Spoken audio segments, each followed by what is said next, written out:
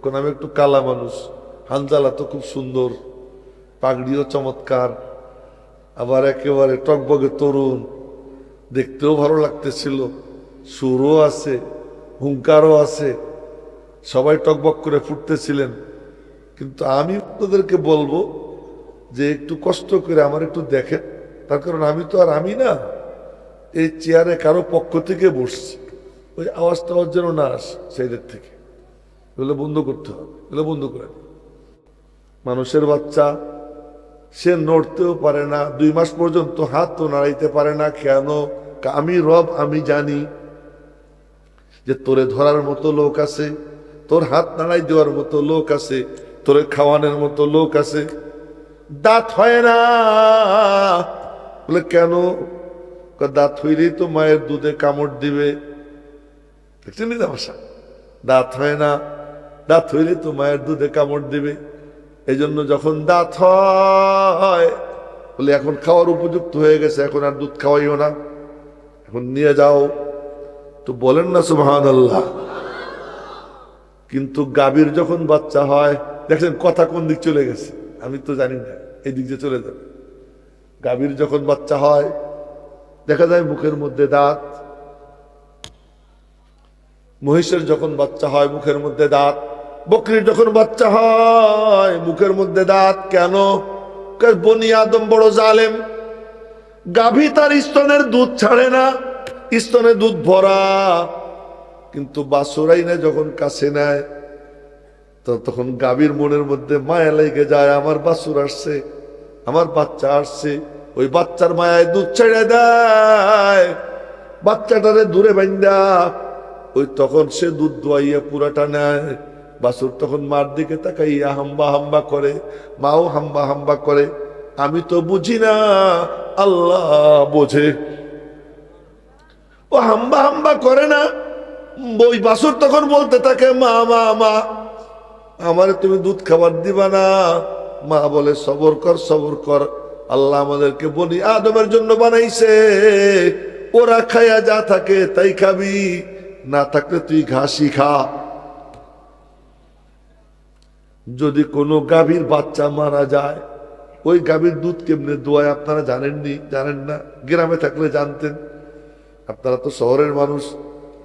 খড় দিয়া বাছুরের আকৃতি বানায়, খড় দিয়া, আমি নিজে দেখছি, খড় দিয়ে বাছুরের আকৃতি বানায়, ওই বাছুরের মূর্তি বানাইয়া ওইটা মায়ের সামনে নিয়ে পেশ করে, ওইটা নিয়া স্তনের কাছে যখন মুখ লাগাইয়া দেয় সঙ্গে সঙ্গে গাভী দুধ দিয়ে দেয়। আমি বলতেছিলাম এই বাচ্চাটা মায়ের পেটে থাকতে তার জন্য ওই খাবার, মায়ের পেট থেকে বের হওয়ার পরে এই খাবার, তার মধ্যে ছেলের জন্য ফ্যাট বেশি, মেয়ের জন্য ফ্যাট কম। এজন্য মেয়েদেরকে কোনো কঠিন দায়িত্ব দেওয়া যাবে না, কঠিন দায়িত্বের উপযুক্ত তারা না, বোঝা বিড়া তারা বইতে পারবে না, তাদের শরীর দুর্বল। রব্বুল আলামিন দুর্বল করে তাদেরকে বানাইছেন। মায়ের স্তনের দুধ, মেয়ের জন্য তার মধ্যে ফ্যাট কম, ছেলের জন্য তার মধ্যে ফ্যাট বেশি। এই ঘটনা শুনেইতেছিলাম আমেরিকার হাসপাতালে।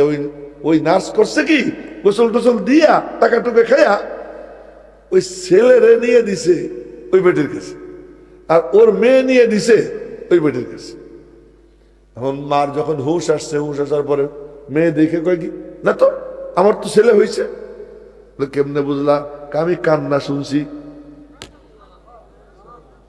সুবহানাল্লাহ, ভালো করে কয় না, শরম লাগে। আমি কান্না শুনছি, ছেলের কান্না কেমন আমি জানি, মেয়ের কান্না কেমন আমি জানি, এ তো মা। আমার ছেলে হয়েছে, বিষয় অনেক দূর গড়াইছে, শেষ পর্যন্ত ডাক্তারদের বোর্ড বসছে। বোর্ড বইসা এক নাম মাত্র মুসলমান ডাক্তার ছিল ওখানে, আসল মুসলমান না। তারে জিজ্ঞেস করছে, তোমার ইসলাম তো লেটেস্ট, তোমার নবী লেটেস্ট। আমি আপনাদের একটু ঠান্ডা বানাইতেছি, ঠান্ডা হইলে পরে নূর ঢোকে, হুঙ্কার দিয়ে নূর ঢুকে না। ঠান্ডা হবে, দিলের মুখ খুলবে, শুনবে। তার এক আজীব ঘটনা আপনাদেরকে শুনাইতেছি। নবীজি খানায় কাবার সামনে দাঁড়াইয়া নামাজ পড়তেছে। নামাজের মধ্যে কোরআনে কারীমের তিলাওয়াত করতেছে, মুরব্বী চোখ আর একদিকে দিয়েন, চোখ এদিকে দেন, সবাই বলতেছে, সবার জন্য একই বিধান। তো নবীজি তিলাওয়াত করতেছে। ওই সময় বড় এক সর্দার, কাফেরদের সর্দার, তার নাম তুফাইল ইবনে আমর।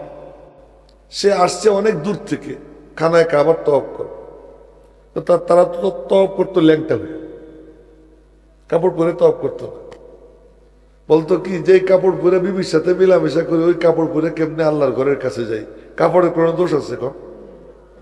এই জন্য ওই জামানের নাম কি আইয়ামে জাহিল। যখন তুফাইল মক্কায় গেছে, আমাদের দেশেও একটা তুফাইল আছে, বাইচে আছে না মরে গেছে? ভোলা, ভোলা মরে গেছে। কিন্তু সে ভোলা, কিন্তু সারা দেশের মানুষ তারা চেন। ওই রকম ওই তুফাইলকে সারা আরবের মানুষ চিনত, ওই তুফাইলকে, বড় সর্দার। তো মক্কা শরীফ যাওয়ার পরে বড় বড় নেতারা কয় কি, তুফাইল কি ওই যে লোকটারে দেখছো না কাবা শরীফের পাশে? কাহা দেখছি? খবরদার তার কথার আওয়াজ যেন তোমার কানে না যায়, এগুলো কি হবে? তাহলে তুমি তোমার উপরে জাদু হয়ে যায়, বড় জাদুঘর। তুফাইল বলেন, আমি ভয়ে এরকম মুইড়া বানাইয়া কাপড়ের কানের মধ্যে ঠুসছি। এই বাবুরা তোরাও শুনিস মনোযোগ দিয়ে, কানের মধ্যে ঠুসছি, ঠুইসা খানায় কাবার তওয়াফ শুরু করছি। তো নবীজি দাঁড়াইয়া নামাজের মধ্যে তেলাওয়াত করতেছিলেন, গোশে দিলবা ইয়াদশানুদ। দিলের কান দিয়ে শুনলে কি লাভ হয় এটা দেখ। আওয়াজ একটু কমাই দেওয়া পরে, একটুখানি কমাই দাও। তো নবীজি তেলাওয়াত করতেছে। তওয়াফের সময় কিন্তু মানুষের একটু কষ্ট হয়, মাঝে মাঝে চুলকায়ও। এই জন্য তওয়াফের পরে, উমরার শেষে, হজের শেষে কিছু সৎকা এমনি দিয়ে দেওয়া লাগে। মাঝে মাঝে মাথায় একটু চুলকানি হয়, এর মধ্যে চুল টুল দিয়ে একটা পড়ে যায়। এরামের সময় যেন কিচ্ছু না পড়ে, যা আছে ময়লা শরীরে থাকবে, এর জন্য পড়ে না যায়। কিন্তু অসতর্কতার কারণে কিছু পড়ে যায়। এই জন্য এরাম যখন খুলে তখন কিছু সৎকা দেওয়া লাগে, কিছু সৎকা দিয়ে দেয়। এই কিছুদিন আগে আমি গেছিলাম, তখনও সৎকা করছি কয়েকবার, না জানি কি কি হয়ে গেছে, তো কয়েকবার সৎকা করছি। তো তুফাইলের এই কানে ডলা দিতে দিতে হঠাৎ করে একটু লুজ হয়ে গেছে। এই বাবুরা মনোযোগ দিয়ে শুনো, হ্যাঁ মনোযোগ দিয়ে শুনো, লুজ হয়ে গেছে। তো নবীজি তিলাওয়াত করতেছিলেন, তিলাওয়াতের আওয়াজ কানে গেছে, তো মজা লাগছে। সুবহানাল্লাহ, সকালে কয়ে মজা লাগছে। দেখেন সুবহানাল্লাহ এমনি বললে 10 নেকি হয়, আর যদি কোরআন শরীফের আয়াত নিয়ত করে কেউ বলে তাহলে 90 নেকি হয়। কত নাকি? তুই কি রাগ করছিস? যদি কোরআন শরীফের আয়াত নিয়ত করে বলে, কোরআন শরীফের আয়াত, সুবহানাল্লাহ হিনা তুমসুন ওয়া হিনা তুসবিহুন, সুবহানাল্লাহ কোরআন কারীমের আয়াত। কেউ যদি বলে ফিরাউন, ভক্তি নিয়া ঈমান নষ্ট হয়ে যায়। কিন্তু যদি কেউ কোরআনে কারীমের আয়াত তেলাওয়াত করে, ইলা ফিরআউনা ওয়া হামানা ওয়া কারুন,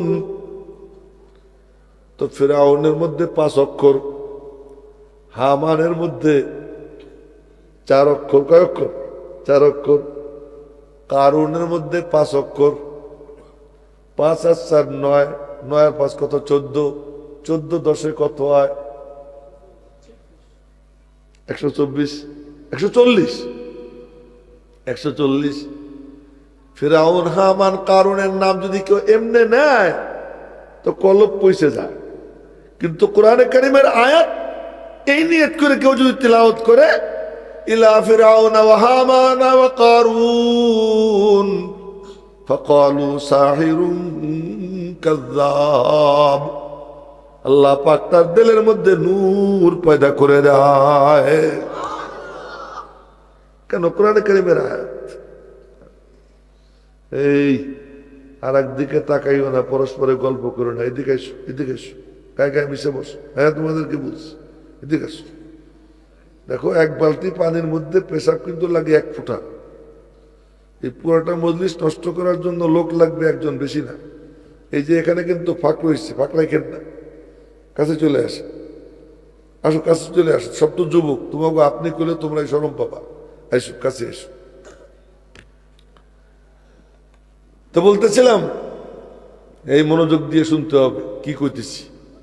তো এখন লুজ হয়ে গেছে, কানে গেছে একটু, আর মজা। নবীজির তেলাওয়াত কেমন মজার ছিল।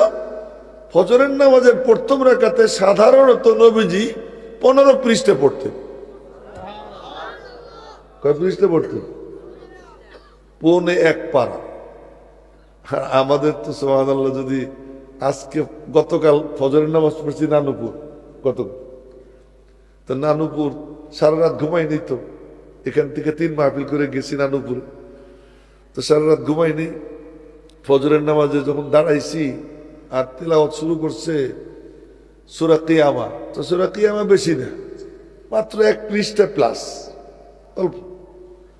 তাতেই আমার মনে হইতেছিল, না, এত লম্বা কেন করে। আর 15 পৃষ্ঠা নবীজি পড়তেন, পিছনের সাহাবীরা মনে মনে কইতো, আল্লাহ রুকুতে যেন না যায়, পড়া যেন চলতেই থাকে, চলতেই থাকে। ছিল নবীজির পড়া। এই তোমার জন্য কি বাদাম খাওয়ার অনুমতি মিলে গেছে? এই এদিকে এসো, কাছে এসে বসো, আর একবারও বাদাম খাবার। কাজ একটাই কর। দেখো, আমি এ ব্যাপারে খুব কড়া। ওই যে তোরা পিছনে বসে রয়েছিস কেন? আয় সামনে আয়। ওই যে পিচ্ছি পিচ্ছি গুলা এদিকে, বুড়ারা না নড়ে, না নড়ে, তোরা নড়, কাছে আয়। ওই কত অলস, বসে বসে হাঁটে। ওই যে একটা বসে বসে হাঁটতেছে, দাঁড়াই হাঁট। এখন কানের থেকে কাপড় সরাই ইয়ে করে, খুব মজা লাগে। তো আর নবীজির তেলাওয়াত কত মজা, তা একটু বইলেই দিই। বলবো? হ্যাঁ, নবীজির মুখ তো কালা, বলি কি?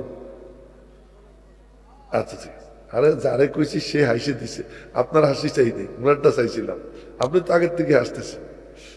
আচ্ছা, নবীজির তেলাওয়াত কত মজা। কিয়ামতের দিন কার কার জান্নাতে যাইতে মনে চায়? ঈমান নিয়ে যাইতে মনে চায় কার কার? মৌতের সময় কলেমা নসিব হোক, এটা কে কে চাই? তো এর জন্য যদি আমি কোন তদবির বলে দেই, এটা মনে রাখবে কে কে? যে মৌতের সময় জুবান দিয়ে বের হয়ে যাবে, লা ইলাহা ইল্লাল্লাহ মুহাম্মাদুর রাসূলুল্লাহ, আশহাদু আল্লা ইলাহা ইল্লাল্লাহ ওয়া আশহাদু আন্না মুহাম্মাদান আবদুহু ওয়া রাসূলুহু। এটা জুবান দিয়ে বের হোক, কে কে চাই? সবাই চাই। এর জন্য যদি আমি কোন তদবির শিখিয়ে দেই, আমল করবো কে কে? ইনশাল্লাহ সবাই করবো তো। আর এর বিনিময়ে আমার জন্য একটু দোয়া করা যাবে তো? কোনো পয়সা করে চাই না, খালি দোয়া চাই। দেন আমার হাত। আমি বলি নেই, এটা বলছেন আশরাফ আলী থানভী রহমতুল্লাহ। এক লোক, এই পরস্পরে কথা বলো না, তুমি তো এটা ভুলে যাবা। এই যে এখন যেটা কইতেছি, আমি দেখে দেখে কথা বলি, চতুর্দিকে দেখে কথা বলি, কেউ এদিক ওদিক থাকে না। হযরত আশরাফ আলী থানভী রহমতুল্লাহ আলাইহি একজন বলতেছে, হযরত বড় ভয় হয় মওতের সময় কলেমাটা নসিব হয় কিনা, কলেমা নিয়ে যেতে পারি কিনা, ঈমান নিয়ে যেতে পারি কিনা। উনি বললেন, আমি তোরে একটা তদবির শিখিয়ে দেই, এর উপরে আমল করবি, ইনশাআল্লাহ কলেমা নসিব হবে। কি তদবির? গভীর রাত্রে আশপাশে কেউ নাই, শুধু তুই একা, মনে মনে বলবি এখানে আর কেউ নাই, আমি আর আল্লাহ। বলেন না, জোরে বলেন না, আল্লাহ। একবার আল্লাহ বললে আমল নামায় 4000 নেকি লেখা হয়। কত নেকি লেখা হয়? 4000। এই তোমরা দুজনও কথা বললো না পরস্পরে, আর যেন না দেখি। আমি সবাই দেখতেছি, একদম শুধু এদিকে চেয়ে থাক। কমপক্ষে 4000 নেকি লেখা হয় একবার যদি কেউ মোহাব্বত নিয়ে বলে আল্লাহ। এটা কমই বলছি, বেশি বলিনি। তার দলিল পরে যদি সুযোগ হয় দিব, সেটা পরে। এখন যেটা বলতেছি ওটা শোন। গোপনে একা একা কেউ নাই, কিন্তু একজন তো আছে। বসা মেরি নজরু মে তু ইস কদর হ্যায় जिधर देखता हो उधर तू ही तू है। हजर में शजर में तेरी रंग बू है जिधर देखता हो उधर तू ही तू है। আরে কোথায় যাও আল্লাহকে তালাশ করার জন্য? নিজের আঙ্গুলের দিকে তাকাও, মালিককে দেখা যায়। নিজের চোখের দিকে লক্ষ্য করো, মালিককে দেখা যায়। এই চোখ দিয়ে তাকাই, আসমান পর্যন্ত নজর চলে যায়। চাঁদ দেখি, সূর্য দেখি, কিন্তু থুতনিটা দেখার চেষ্টা করি, থুতনি দেখবার পারি না। থুতনি এত কাছে, কানটা এত কাছে, কান দেখতে পারি না। এই চোখ কোথায় কোথায় চলে যায়, কিন্তু ঠোঁটটা দেখতে পারি না। অনেক কষ্ট করে নাকের কোণা একটু দেখা যায়, তাই না? অনেক কষ্ট করে এক চোখ বন্ধ করে কায়দা করে তাকাইলে নাকের কোণা দেখা যায়, কপালটা দেখতে পারি না। ও মেরে মোহতারাম ভাইও, তো বলতেছিলাম আল্লাহ, আল্লাহরে তালাশ করার জন্য কোথায় যাবা? রব্বুল আলামিন বলেন ওয়াফি আনফুসিকুম আফালা তুবসিরুন। একবার নিজের দিকে তাকা, মাথার থেকে পা পর্যন্ত পুরা বডির দিকে ভালো করে একবার নজর দিয়ে দেখবি, আমি আল্লাহ ছাড়া আর কিচ্ছু নাই। জোরে বলেন না সুবহানাল্লাহ। আমি বলি নাই, আল্লাহ বলছেন সানুরিহিম আয়াতিনা ফিল আফাক। আসমানের দিকে তাকাইলে আমারে দেখতে পাবি, জমিনের দিকে তাকাইলে আমি আল্লাহরে দেখতে পাবি, নদীর দিকে তাকাইলে আমি আল্লাহরে দেখতে পাবি।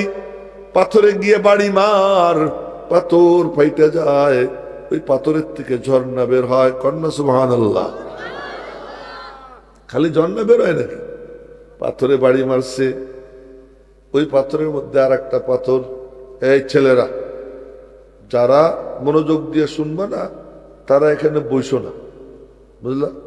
সবাইকে বলতেছি, কেউ কাউকে সংশোধন করার চেষ্টা করো না, সংশোধনটা আমি করব।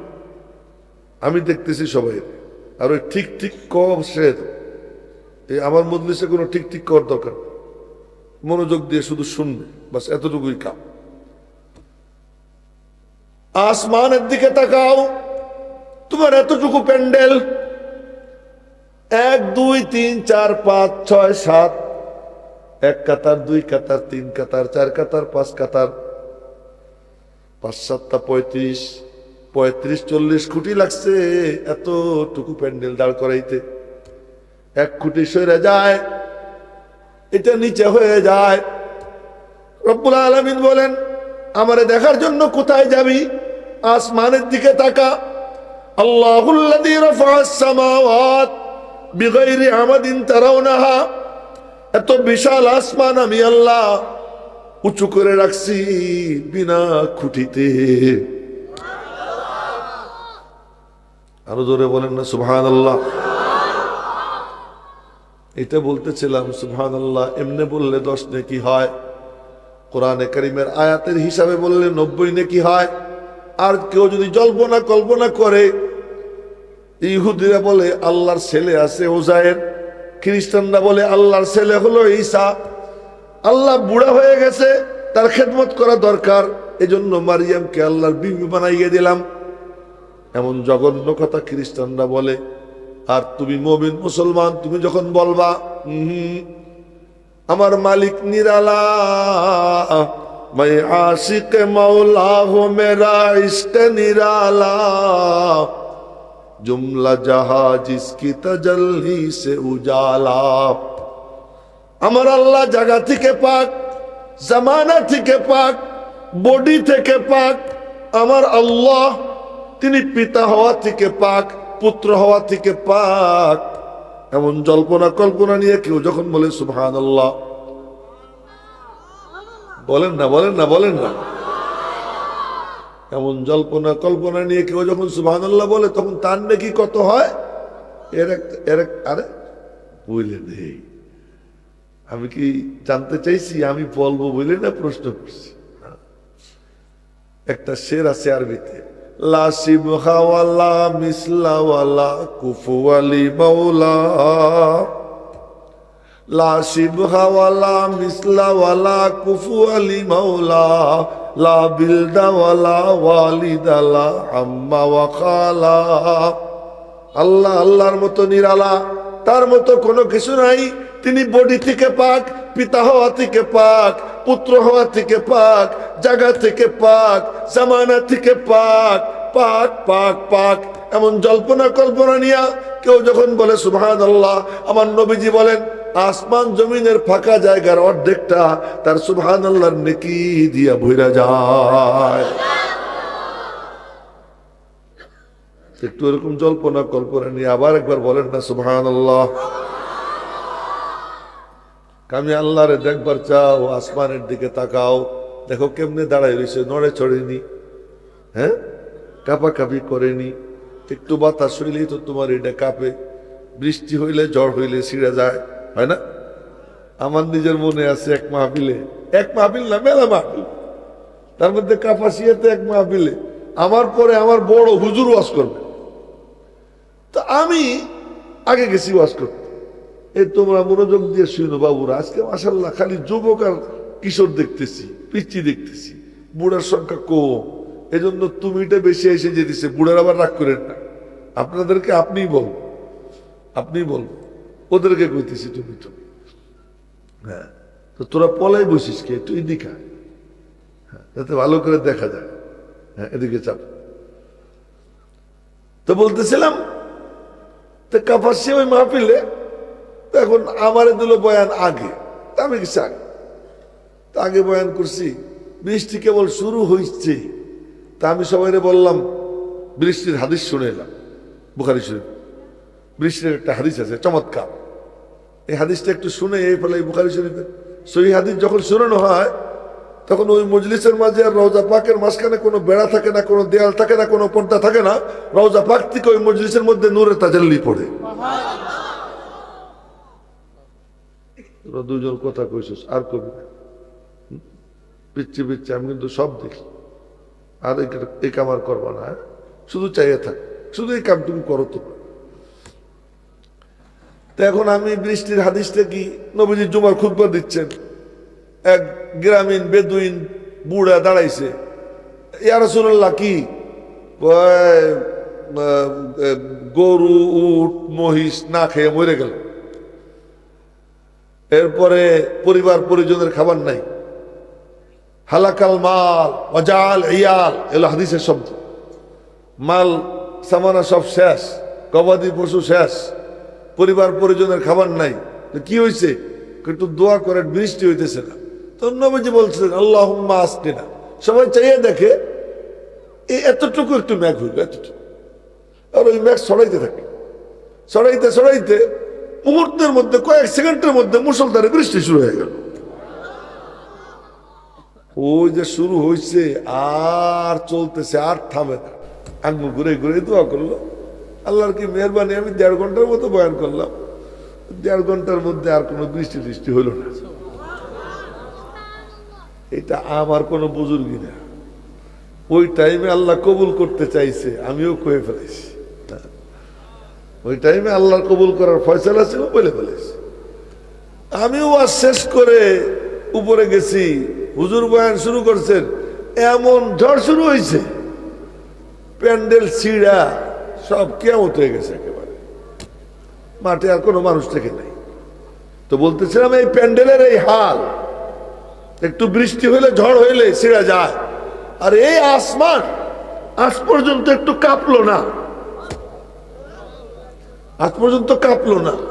এই আসমানের উপরে এক এক ফেরেশতা কত বড়, যে এক ফেরেশতার হাতের তালুর নিচে, এক হাতের পাতা, আরে না তালু, পায়ে রেখায় পাতা, হাতের তালুর নিচে পুরো 20 কোটি বর্গ মাইল এরিয়া হাতের তালুর নিচে চলে আসছে। জোরে সুবহানাল্লাহ কয় না ভালো করে? 20 কোটি বর্গ মাইল। ফেরেশতাটা কত বড়, সে তার উপর দিয়ে হাঁটে, আসমান একটু নড়ে না, এত মোটা। সুড়ঙ্গ করলে 500 বছরের রাস্তা। এমন 7টা আসমান। তা আমারে দেখিস তে আমি কোথায়? ওই দাঁড় করাই রাখছি বিনা খুঁটিতে, আমি আল্লাহ, আমি আল্লাহ। গবেষকরা গবেষণা করো, কি নিয়ে গবেষণা করো? ওই দিকে তাকাও, আমারে দেখবা। জমিনের দিকে তাকাও, আমারে দেখবা। আর সব বাদ দিলাম, তোর দিকে তাকাও। আল্লাহর কসম খেয়ে বলতেছি, আমি আজ পর্যন্ত টের পাই না আমি কথা কেমনে বলি। ডেলি মেলা কথা বলি। পরশুদিন 3 মাহফিলে বয়ান করছি। কালকে নানুপুরে বয়ান করলাম, লম্বা বয়ান। আজকে জুমার বয়ান করছি। আজকে আবার বড় রাতে বয়ান করলাম। এখনো কথা কইতেছি, এখন আমি টের পাইতেছি না কথা কেমনে বের হয়। কত শত বয়ান করলাম। আপনারা কেউ টের পেয়ে থাকলে বলেন যে হ্যাঁ আমি টের পাই। এই যে কথাগুলো বলি, এমনে কেমনে ঠোঁট নড়তেছে, কেমনে জিহ্বা নড়তেছে, কথা কেমনে বের হইতেছে আমি বুঝতে পারতেছি না। কেউ না কেউ তো আছে, তিনিই হলেন আল্লাহ, তিনি হলেন আল্লাহ। এই যে দেখেন হাতের উপরে এখানে পশম না, এখানে কোনো পশম নেই। একই মাটি দিয়ে বানাইছে 360টা হাড্ডি। কত হাড্ডি? 360টা হাড্ডি। 1 ফুটা পানি তার থেকে এই বানাইছে। তো কেউ না কেউ তো আছে। কে? আচ্ছা, খাবার খাই কি 2 রাস্তা দিয়ে না 1 রাস্তা দিয়ে? হ্যাঁ, এই তোরাও বুঝবি।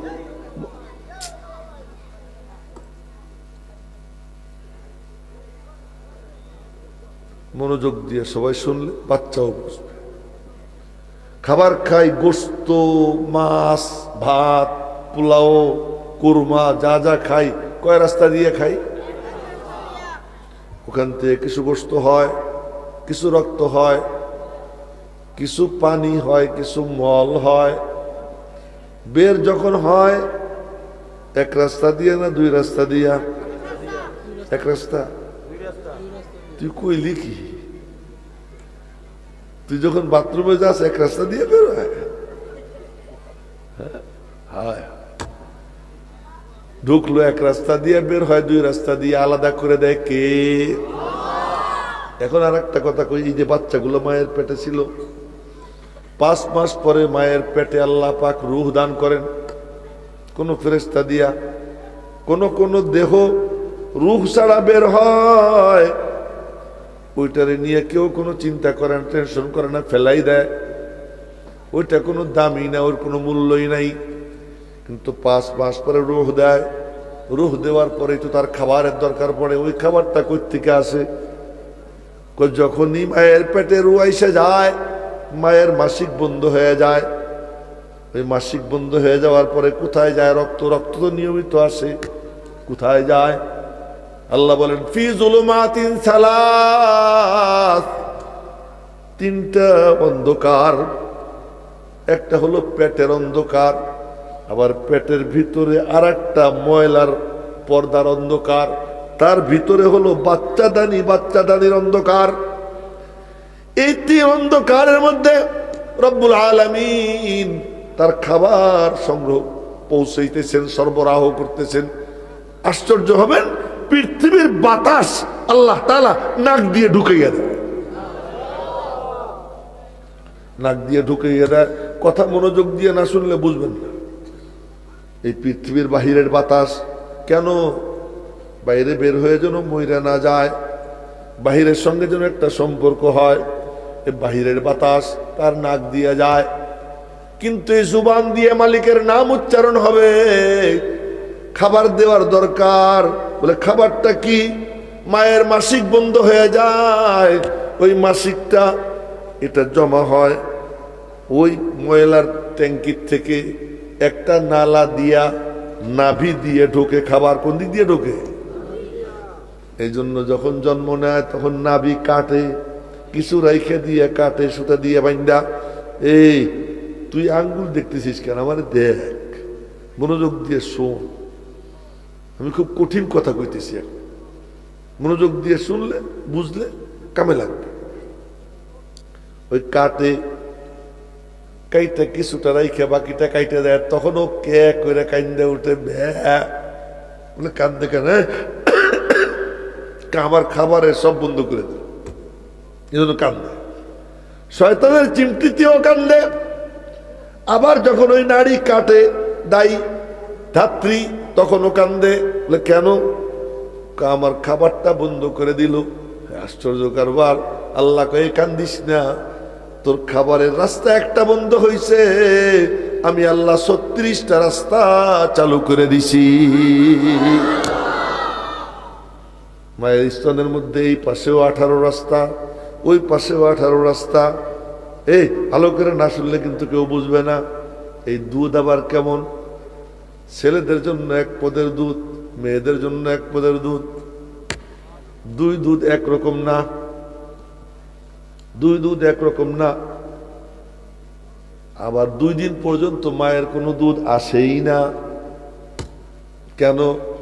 ওই পেটের মধ্যে জমে রয়েছে আবর্জনা, ওই সময় মধু চাটায়, এইটা ওইটা চাটায়, ওইগুলা চাটায় আর কালা কালা বের হয়।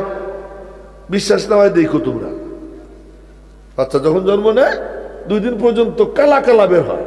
ওই কালা কালা কি? ওই যে মাসিকৃত রক্ত খাইছে, পচা জিনিস, আবর্জনা জিনিস পেটের মধ্যে ঢুকানো, ওইটা বের হয়। মধু চাটায়, এইটা চাটায়, ওইটা চাটায়, আবর্জনা বের হয়। বের হওয়ার পরে যখন পেট ক্লিয়ার হয়ে যায়, 2 দিন পরে রব্বুল আলামিন তার মায়ের স্তনে দুধ দান করে। তাও গরমও না ঠান্ডাও না, বলেন না সুবহানাল্লাহ। গরমও না ঠান্ডাও না, এবং লো ফ্যাট। কি ফ্যাট? Low fat. ফ্যাট বোঝো তো তোমরা না? ফ্যাটটা খুব কম। তার মধ্যে আবার ছেলের দুধের ফ্যাট একটু বেশি মেয়ের দুধের তুলনায়। এটা ধরা পড়লো কবে? আজ থেকে প্রায় 35-40 বছর আগে আমেরিকার এক হাসপাতালে এক মহিলার খালি মাইয়া হয়, সাওয়াল হয় না। তো না, এইবার কারো পরীক্ষা করে দেখছে পেটে মেয়ে ছেলে না। তো নার্সের সাথে কন্ট্যাক্ট করছে, ডাক্তারদের সাথে কন্ট্যাক্ট করছে যে এত $1000 দিব, খালি একটা কাম করে দেবা। কি? আমার যেদিন সন্তান হবে, আমার তো মেয়ে হইতেছে, ওই দিন যার ছেলে হবে ওই ছেলেটারে তোমরা আমার কাছে দিবা, আমার মেয়েরে ওর কাছে দিবা। এই শুনেন মনোযোগ দিয়ে। তো জন্মের পরে তো বাচ্চা নিয়ে যায়, নার্সরা গোসল টোসল করায়, কিন্তু আল্লাহ কয় কি আমি রব, বা মানুষকে গোসল দেওয়ার লোক আছে, তাই সেখানে আমি মারে দিয়ে কিছু করাই না। কিন্তু গাবন হয়ে রাত্রে রয়েছে, সকালবেলা গিয়ে দেখে গাভী বাচ্চা জন্ম দিয়ে রাখছে, ওই গাভীর গোসল হয়ে গেছে। কেমনে হয়? গাভীর ওই বাচ্চার ওই যে বাছুরটা হয়েছে, ওই বাছুরের মা সে চাইটা ওকে গোসল করাইয়া পরিষ্কার করে দেয়।